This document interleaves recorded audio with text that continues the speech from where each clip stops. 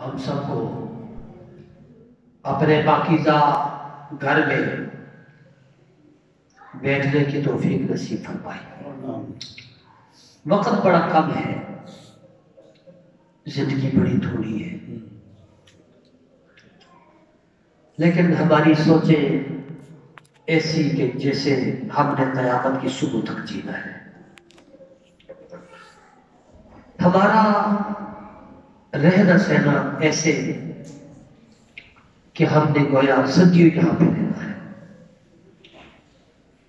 میرا رب کہتا ہے، اے میرے بندو، بڑی مختصر سی زندگی تمہیں دی ہے۔ اس زندگی میں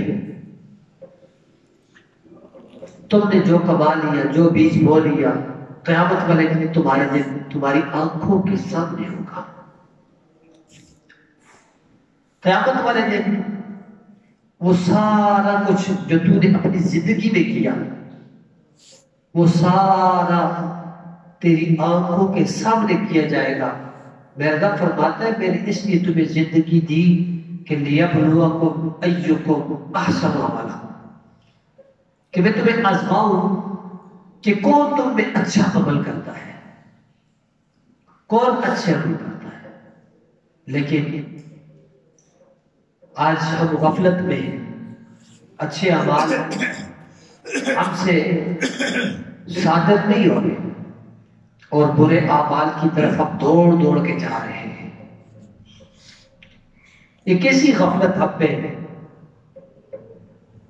طاری ہو چکی ہے، یہ ایسی غفلت کہ جس سے اب ہم نکلنے کا نام ہی نہیں لے رہے، کہ ہمیں پرواہ ہی نہیں رہی کہ ہمارا تھوڑا سا وقت ہے، تھوڑی سی زندگی ہے، چند لمحے ہیں، چند سیکنڈ ہیں، چند سانسیں ہیں، یہ نہ جانے کس موڑ پہ ختم ہو جائیں، کس موقع پہ ختم ہو جائیں۔ ہم نے یہ سوچنا ہی چھوڑ دیا، ہم نے اس بارے میں فکر کرنے ہی چھوڑ دی۔ کیوں؟ ہمیں دنیا کی آسائشیں مل چکی ہیں، ہمیں دنیا کی راحتیں مل چکی ہیں۔ پہلے وقتوں میں لوگ اپنی زندگی جو مختصر سی زندگی سمجھی جاتی تھی، لیکن ان کی صدی سے کم زندگی نہ تھی، لیکن وہ پھر بھی کہتے ہیں 100 سال کوئی زندگی نہیں، اپنی زندگی کو رب کی طرف لگاتے ہیں۔ آج ہمیں جو لمٹ کے طور پہ میں بتا رہا ہوں کہ 40-50 سال کی زندگی ہے ٹوٹل، اس سے پہلے تو کئی مرتبہ جی وہ یقین کیا جا سکتا ہے کہ اب سانس نکل جائے، لیکن ایک لمٹ کے مطابق جو پہنچ رہے ہیں جی وہ 40-50 سال ہے، لیکن ہماری سوچیں دیکھیں، سبحان اللہ جی، کتنی بڑی بڑی سوچیں، بنگلے بھی بنانے ہیں، کوٹھی بھی بنانی ہے، گاڑی بھی خرید رہی ہے، لیکن یہ نہیں دیکھنا کہ یہ چھوٹی سی زندگی ہے، اس زندگی میں ہم اپنے رب کو بنا لیں۔ ہم اپنے بچپنا، اپنی جوانی، اپنا جو بڑھاپا پن ہے، اس سب کے اندر ہم مسجد کی زینت بنے، مسجد میں آ کے اپنی زمینوں کو سجدوں سے تر کر دیں۔ میرا رب فرماتا ہے، یا ایھا الذین آمنوا قوا انفسکم واہلیکم نارا۔ میرا رب فرماتا ہے، اپنے آپ کو بھی، اپنے گھر والوں کو بھی آگ سے بچاؤ۔ مخاطب کس کو کیا؟ فرمایا ایمان والوں، تم اپنے آپ کو، اپنے گھر والوں کو آگ سے بچاؤ۔ یا اللہ کون سی آگ؟ فرمایا وقودھا الناس والحجارہ، یہ وہ آگ ہے کہ جس آگ کا ایندھن بھی لوگ ہے اور پتھر بھی ہے، جس آگ کا ایندھن لوگ بھی ہے اور پتھر بھی ہے، یہ وہ آگ ہے۔ اس سے اپنے آپ کو بچاؤ، اس جہنم کی آگ سے بچاؤ۔ اپنے آپ کو جتنا ہو سکتا ہے، اپنے گھر والوں کو جتنا ہو سکتا ہے، میرا رب فرماتا ہے کہ ان کو اپنے آپ سے، اس آگ سے اپنے آپ کو بچاؤ۔ ان جہنم کانت مرصادا للطاغین مآبا لابسین فیہا احقابا لا یذوقون فیہا بردا ولا شرابا الا حمیما وغساقا جزاء وفاقا انہم کانوا لا یرجون حسابا وکذبوا بآیاتنا کذابا۔ اللہ نے یہ ساری چیزیں بیان کر دی، فرمایا کہ ان جہنم کانت مرصادا، جہنم انتظار میں ہے، جہنم تاک میں ہے، جہنم تمہاری منتظر ہے۔ للطاغین مآبا، یہ سرکشوں کا ٹھکانہ ہے جو دنیا میں سرکشی کرتے تھے، جو دنیا میں رب کی نافرمانی کرتے، جو حضور کی نافرمانی کرتے۔ کہ فرمایا کہ ان جہنمیوں کا ٹھکانہ ہے، یہ ان جہنمیوں کا مأوا ہے، یہ ان جہنم والوں، یہ ان لوگوں کے لیے اللہ نے ان کا انجام رکھا ہے۔ لابسین فیہا احقابا، اس میں تو یہ مدتوں رہیں گے، اب مدتوں تک رہیں گے، لیکن ان مدتوں کی کوئی حد نہیں۔ فرمایا کہ جو جہنم میں جائیں گے نا کافر لوگ، ہم فیہا خالدون، فرمایا کہ اس میں ہمیشہ رہیں گے، اس میں کوئی لمٹ نہیں۔ یہاں پہ اب احقابہ کا لفظ ہے، لیکن احقابہ کی جو مدت ہے وہ انلیمیٹڈ مدت ہے، اس کی کوئی حد نہیں، اس کی کوئی انتہا نہیں، بلکہ ہمیشہ ہمیشہ رہے گی۔ یہ اسلام تو میں کہتا ہے کہ اپنے آپ کو اور اپنے گھر والوں کو بچاؤ آگ سے۔ حضرات گرامی، آگ کا عذاب صرف رب کی ذات کو گوارا ہے، اور کسی کو حق حاصل نہیں، اور کسی کو حق حاصل نہیں کہ کسی کو آگ کا عذاب دے۔ دیکھیں ہم نے بزرگوں سے سنا، یہ جو سانپ کو مار کے جلا دیتے تھے، سانپ کو مار کے جلاتے تھے، کیوں جلاتے تھے؟ کہتے تھے بارش ہو رہی ہے، اس کو جلاؤ تو بارش ہوتی ہے۔ نہ نہ نہ، ایسی بات نہیں۔ کسی موذی چیز کو مارنا علیحدہ بات ہے، کسی بھی آپ جو انسانی دشمن ہے اس کو مارتے ہیں، وہ مارنا علیحدہ بات ہے، لیکن جلانا نہیں۔ تو ہم کہتے ہیں کہ یہ جو وہ سری لنکن جو بڑا فیکٹری کا مینیجر تھا، اس کو جو مارا گیا، جلایا گیا، ناحق کیا، زیادتی ہوئی، لیکن اس چیز کی آڑ میں کوئی بندہ اسلام کو اٹیک نہ کرے، اس لیے کہ اسلام وہ چیز ہے کہ فرمایا، سرکار فرماتے من قتل واحدا من غیر کنہۃ، فرمایا کہ جو کسی ذمہ شخص کو بغیر کسی وجہ کے قتل کرتا ہے، یعنی کسی ٹیکس دینے والے کافر کو جو پاکستان میں رہ رہا ہے، کسی بھی اسلامی ملک میں رہ رہا ہے اور ٹیکس دے کے رہ رہا ہے، اس کو اگر کوئی قتل کرتا ہے تو میرے کملی والے نے فرمایا حرم اللہ علیہ الجنہ، اللہ کریم اس پر جنت کو حرام کر دیتا ہے، اللہ اس میں جنت کو حرام کر دیتا ہے۔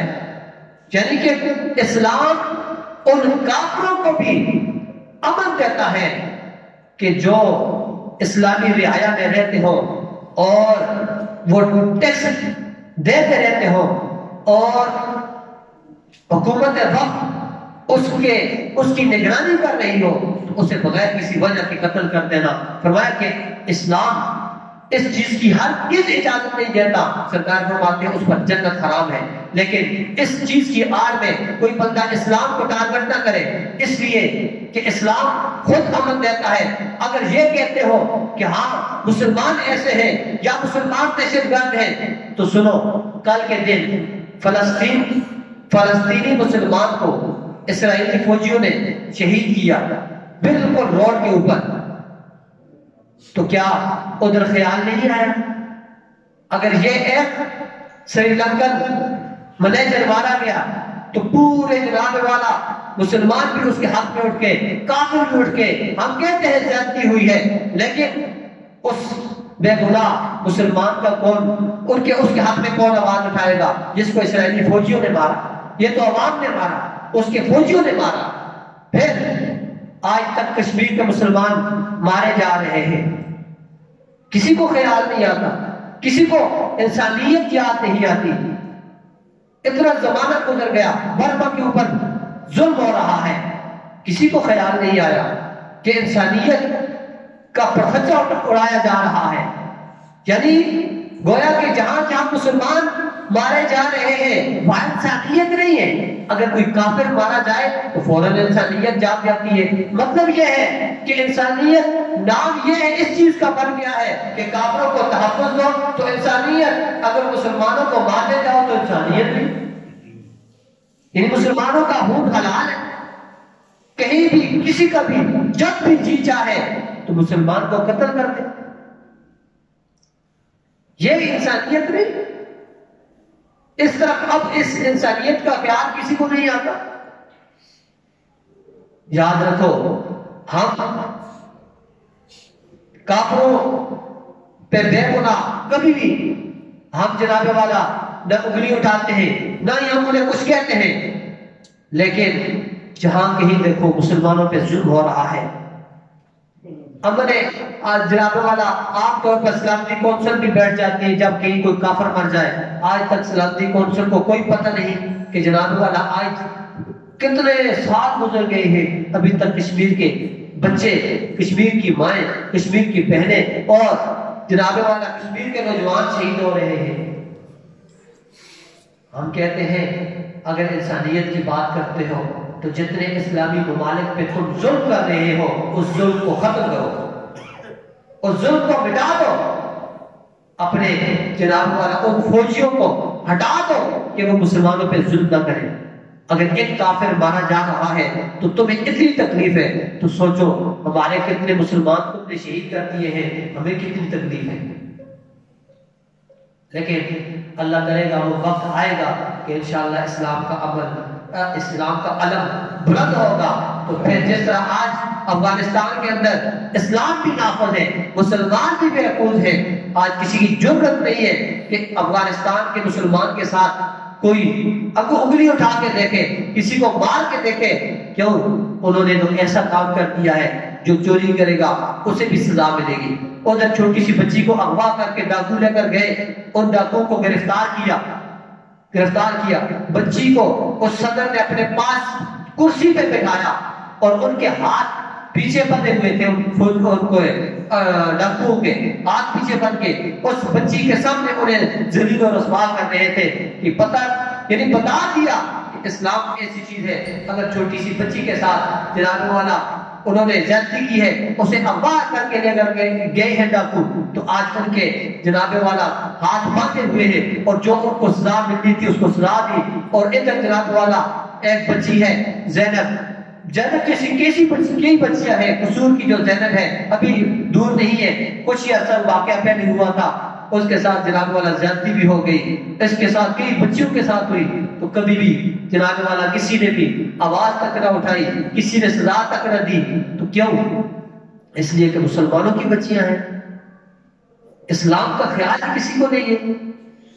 ہم کہتے ہیں جب اسلام آئے گا تو اس وقت انشاءاللہ مسلمانوں کو بھی انصاف ملے گا، اس وقت ہاں کوئی ٹیکس دے کر دینے والے کافر بھی ہوں گے، انہیں بھی انصاف ملے گا۔ اس لیے اللہ کریم آپ سب کو اسلام کا دامن تھامنے کی توفیق نصیب فرمائے، اللہ کریم ہمیں اسلام کے پرچم تلے اکٹھا کرے۔ واخر دعوانا الحمدللہ۔